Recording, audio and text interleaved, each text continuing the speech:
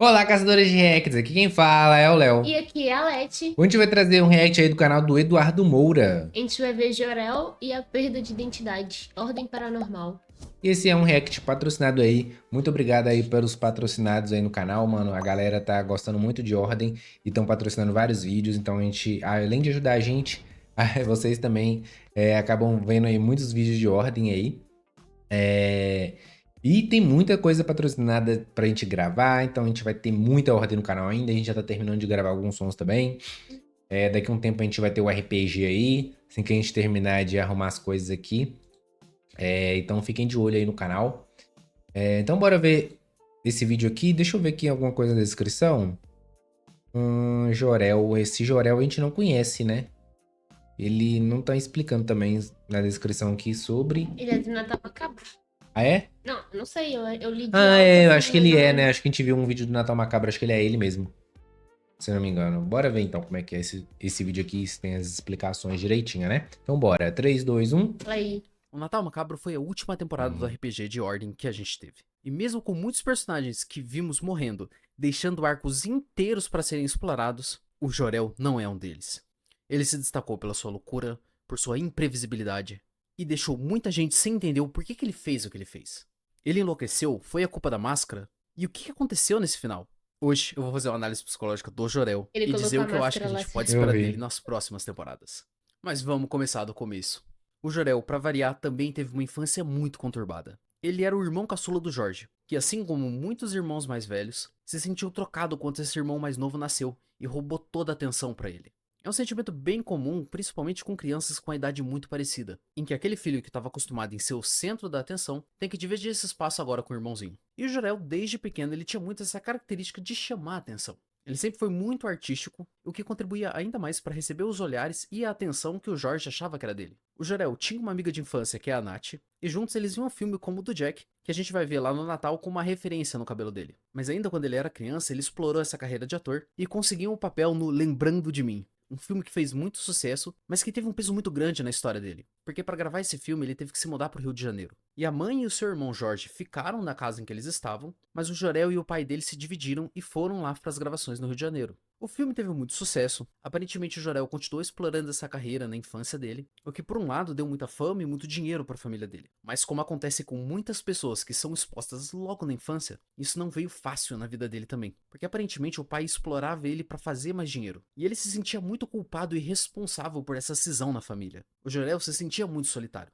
e as pessoas tinham uma dificuldade de separar o personagem que eles viam na tela da pessoa que estava ali atuando no filme. Então isso limitou muitas interações sociais que ele teve. E como muitas pessoas que ficam famosas, ele não sabia discernir se as pessoas que se aproximavam dele tinham um interesse legítimo ou só queriam tirar alguma coisa dele ali. Ele estudava em casa, o que contribuiu muito para ele não desenvolver mais amizades, como geralmente as pessoas fazem na escola. E isso tudo foi se acumulando com o tempo, pesando cada vez mais na cabeça dele. Lá por volta do seu aniversário de 18 anos, ele decide cindir com aquela imagem que ele tinha na infância, porque todo mundo parece que infantilizava ele por causa daquele filme que ele tinha feito lá atrás. As pessoas não conseguiam separar essa imagem que eles tinham dele na infância. E para isso, como um ato de rebeldia, ele resolveu se descaracterizar inteiro. Ele raspou a cabeça, mudou seu estilo, tudo para tentar buscar um anonimato. Que de certo modo ele conseguiu. E resgatando ali alguns elementos da infância, como o filme do Jack, a banda favorita dele, na qual inclusive Isso é uma coisa que acontece às vezes com muitos atores que, tipo assim, fazem um filme quando ainda é criança, e Uhum. aí, tipo, aquele filme fica muito marcado, e depois, quando ele vai fazer algum outro filme, aquela primeiro filme que ele fez acaba marcando, tá ligado? E É, tipo, você fica conhecendo a pessoa pelo personagem, né? Tipo isso. o Chris, sabe? Igual Todo Mundo Odeia o Do Chris, Todo Mundo Odeia essa é uma Chris.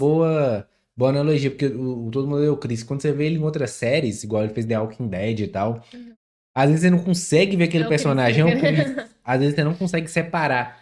E isso acaba que, mano, isso atrapalha muitos atores, tá Sim. ligado? Igual o cara do Harry Potter também aconteceu isso com ele em alguns filmes que ele fez depois, que você não consegue, às vezes, separar É a porque fica muito pessoa. marcado. É, isso é muito foda. É. ele vai no show e quebra o braço antes do Natal Macabro. E ele tinha uma relação muito distante com o irmão dele. E até nessa tentativa de se reconectar com o irmão, em que finalmente acontece todos os eventos aqui do Natal que a gente vê. E todas essas informações o próprio Matt revelou pra gente no último especial que ele fez sobre o Jor-El. Que é muito legal porque o Matt revela que ele criou o Jor-El pra morrer rápido. Ele não tinha pretensão de ser um personagem profundo ou nenhuma grande ambição com ele, aparentemente. Mas a magia do RPG aconteceu e ele acabou se desenvolvendo e ganhando essa profundidade. Quando a gente assiste o Natal Macabro pela primeira vez, o Jor-El parece uma vítima, assim como todos os outros participantes que estavam ali. Ele Olha. alugou a casa, levou todo mundo ali dentro, e quando o assassino aparece, ele não tinha a menor ideia do que estava acontecendo. Mas aí a gente tem a grande revelação, de que na verdade ele tinha levado todo mundo ali pra procurar o seu irmão Jorge, que tinha desaparecido procurando a web namorada dele. O que fez todo mundo achar que o Jor-El era no mínimo um babaca por ter colocado todo mundo em risco.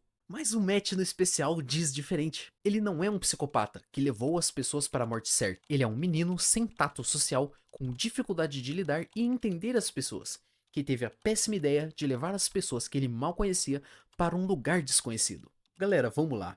E aqui eu vou ter que passar um pano muito forte pro Jor-El, mas vamos tentar entender o que aconteceu. O que o Jor-El fez foi errado. Parece que ele sabia que o irmão tinha desaparecido, e por não ter coragem de ir lá investigar sozinho, ele criou essa situação em que no meio dessa história ele acabar procurando o irmão dele ou achar alguma pista do que aconteceu. Dá E assim, pra me parece entender. uma atitude muito egoísta e errada de se fazer. Mas eu entendi que ele não tinha uma noção que tinha um assassino ali à solta. Ou que tinha vários assassinos, né? Que tava acontecendo tudo aquilo ali. Parece que ele não sabia sobre o local, não sabia sobre os rituais que aconteciam, ele não sabia de nada. E a ação inconsequente dele botou todo mundo no maior perigo que eles já tiveram. E quando o Matt traz essa posição, eu não tenho por que não acreditar que o Matt não estaria dizendo a verdade pra gente. Na hora que essa revelação vem, as coisas já estão dando tudo errado. Já está todo mundo numa situação de vida ou morte. E é uma situação muito crítica, muito atípica. E não Passei tinha como pano não também. pegar mal essa revelação. Mas o interessante de destacar aqui é como as nossas emoções, elas modulam a nossa percepção do mundo. A gente tem uma tendência de rotular as pessoas, ou de definir as suas ações como categoricamente ruim ou mal, quase como se tivesse só dois lados. E eu acredito que muitas coisas são compostas por uma série de camadas cinzentas, e que dependendo do desfecho ou da narrativa em que a gente apresenta, essa atitude do Jor-El poderia ser ainda mais condenável, ou se, por exemplo, não tivesse morrido ninguém e ele tivesse resgatado as pessoas, muita gente poderia ter considerado o que ele fez ousado, inteligente, corajoso, mas pelas consequências disso, isso já tende a enviesar a nossa posição. Eu não quero levar vocês para um relativismo de tudo. Muitas vezes a gente tem essa tendência de justificar racionalmente atitudes que a gente teve com base emocionais. Então, principalmente em situações limites, a gente vai agir ali por instinto, por emoção, e depois, baseado nas consequências disso, nos resultados de tudo aquilo que a gente fez, as pessoas tendem a puxar um viés racional pra cima do que elas fizeram. E é claro que a gente não pode esquecer que isso aqui também teve dedo do mestre. O plot tinha que acontecer, o episódio tinha que rolar, e aparentemente muita coisa no Ordem é feita ali na hora. Então talvez nem compense a gente pensar tanto em cima sobre uma decisão específica. Mas o que ele fez aqui foi bem questionável, foi bem assim, difícil. E daqui pra frente o resto só esquenta. O Jor-El em si, ele pode ter se convencido disso, dessa declaração que o Matt nos deu, porque é muito comum as pessoas que fazem coisas horríveis ou não conseguem conviver com as atitudes que elas tiveram, tentar de alguma forma distorcer a realidade pra recriar essa narrativa e conviver com uma história em que seja mais suportável de aguentar. Mas a ideia toda aqui é entender melhor essa ação do personagem sem necessariamente a gente rotular ele. Quando a gente vai pro segundo episódio, o Jor-El reencontra o irmão dele. O que na hora acontece tudo de meio supetão. Tem tanta coisa acontecendo que esse encontro ele é interrompido por várias coisas. É o pessoal gritando, é o assassino atrás deles, é a situação limite de sobrevivência que eles estão vivendo. Tem de tudo e eles nem têm muito tempo pra elaborar ou conversar sobre isso. Pro Jor-El, os episódios aconteceram todos na mesma sequência. O irmão dele desapareceu há uns 3 dias, e o episódio 1 com 3 se encaixam no mesmo fluxo, na mesma noite. Ele nem tem tempo de processar direito as mortes, o que tá acontecendo, toda a perseguição, toda a loucurada. E nessas situações é muito comum as pessoas ficarem com uma visão de túnel, e deixarem muitas coisas importantes de lado. Eles fogem da casa, chegam naquela cena do baú, e a Shaniqua fica presa na armadilha. Tem gente tentando tirar ela dali. A Melissa e o Jorge começam a se estapear pela máscara, que é um objeto por si só muito importante, e que a gente vê que tá mexendo com a Melissa, ela já tá pensando naquilo há um tempão. Mas é aí que o Jor-El, mesmo com o braço quebrado, pega a arma. Ele aponta a arma pela primeira vez pra Melissa, pra justamente priorizar o resgate da Shaniqua, pra interromper aquela briga, aquela discussão e focar no que era mais importante. Chega o Mutilador Noturno, chega a Jai, os dois assassinos encurralam eles ali, começa toda aquela cena de fuga, e nas próximas cenas a gente vê o quanto que aquela máscara ela influencia a Melissa e o Jorge. Não só a máscara, né? Tem outros objetos que também chamam a atenção ali, mas claramente tinha uma influência paranormal vindo dali. E se a gente analisar a história até aqui, tá todo mundo morrendo. Eles não sabem direito como escapar dali, e eles não estão unidos como um grupo, tá cada um pensando em uma coisa diferente. O Jor-El, quando ele tem a oportunidade de pegar a máscara, talvez até pelo esse próprio instinto de sobrevivência, de fazer alguma coisa que mantenha ele no jogo, ele põe a máscara. E aquela influência ela é tão forte, ela é tão perturbadora que na hora ele mata a Melissa. A gente vê que ele ganha Não. umas habilidades. E assim como a Jai e o Mutilador Noturno, essa máscara deixa o Jor-El mais confiante. Ela dá um poder a mais pra ele. E o Matt se entrega total nessa cena. Sem pensar muito, ele vai atrás do Mutilador e enfrenta ele de peito aberto. Nem chega a usar arma. O que a gente vê é ele tentando enganar, manipular o Mutilador. O que ele acaba fazendo também com a Jai no final da história. Usando até esse histórico aí do teatro para dissimular, para enganar os assassinos. E nisso a gente vê um resquício do Jor-El ali dentro também. Porque mesmo com a influência da máscara, ele não deixou de tentar salvar as pessoas que estavam ali com ele. Ainda tinha um Mas ele não resquício de matou a humanidade Melissa? dele ali dentro. E no final de tudo, sem entender se a melhor amiga dele morreu, com o peso de ter enganado e ter matado tantas pessoas diretamente e indiretamente, na hora final em que chega a ordem e eles capturam a Jai, o Jor-El tem uma chance de executar ela. E no momento ele puxa o gatilho. Mas o Jorge entra na frente. E a última gota de sanidade que ele tinha vai embora. O Jor-El vira o caçador de gente. E ele é dominado Ué? completamente pela máscara. Ali, mesmo depois em que eles conseguem tirar a máscara dele, a gente vê que o Jor-El não volta. Ou pelo menos não volta nesse momento. Em que ele parece estar catatônico, parece estar em choque e parece que está preso naquele momento. De tudo o que aconteceu ali no Natal Macabro. E é aqui que acaba essa história. Mas eu acredito que a gente ainda tem coisa pra ver do Jor-El. Um trauma desse nível com certeza vai deixar efeitos nele. E sem considerar Vai. Com todos os efeitos certeza, do né? outro lado, da máscara, do paranormal, ele, na loucura ou não, matou o irmão dele. Matou também a Melissa. E de certo modo é responsável por tudo que aconteceu ali também. O Jor-El vai ter que ter um trabalho muito grande pra ressignificar, pra primeiro de tudo entender o que aconteceu. E pra uma pessoa que já não tinha muitas habilidades sociais, ter uma experiência nova de conhecer gente e ter um evento tão traumático assim pode fechar portas para que ele não tenha mais aptidão de falar com mais ninguém por muito tempo na vida. Sim. Isso pode subir as barreiras dele para se fechar cada vez mais em si mesmo. Fora que ele por si só já flerta com essa característica de dissociação da personalidade, em que tinha uma imagem que está muito vinculada a ele na infância e essa nova imagem que ele tenta construir. Agora a gente soma essa identidade do caçador de gente e boa sorte pro Jor-El processar isso tudo. Com certeza é um personagem que tem muito ainda pra entregar, mas eu tô curioso pra ver o que ele ainda vai se tornar. A mente Já dele. acabou assim, seco. Novo Homo A mente do Jor-El. A mente do palhaço. Opa, nossa, deu batidão aqui. Vai dar um barulhão no vídeo, desculpa aí, gente. Bati no microfone aqui. Mas eu achei então não acabou, né? Então deve ter uma próxima temporada de Natal Macabro 2, né? Eu não sei se já tem também, ou se nesse vídeo abordou, né? Ah, não, esse vídeo é de 4 meses atrás, então. Acho que esse Natal Macabro aí foi a última coisa que saiu, né? De ordem? Você tá É. falando? Não sei se foi. Não sei se Natal Macabro foi o último. Mas, mano, gostei desse daí. Eu quero ver mais coisas desse Natal Macabro. Esse aí é um dos que eu tô muito ansioso pra ver. E essa máscara tem a ver com aquela máscara lá do. Ou não? Não sei se tem alguma coisa a ver, né?